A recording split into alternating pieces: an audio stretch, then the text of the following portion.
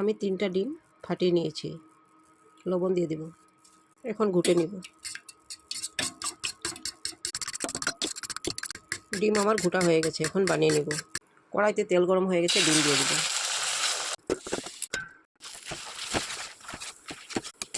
ডিম আমার ভাজি হয়ে গেছে, পেঁয়াজ ভাজা হয়ে গেছে, টমেটো দিয়ে দেব। কাঁচা জিরা, ধনিয়া, হলদি, মরিচ দিয়ে দেব। আলু দিয়ে দেব, আন্দাজ করে লবণ দিয়ে দেব। আলু ভাজি হয়ে গেছে, জল দিয়ে দেব। ডিম ভেজে রাখা দিয়ে দেব। গরম মশলা দিয়ে দেব। ডিমের তরকারি আমার হয়ে গেছে, নামিয়ে নেব। রেসিপি ভালো লাগলে লাইক শেয়ার করবেন। Thank you.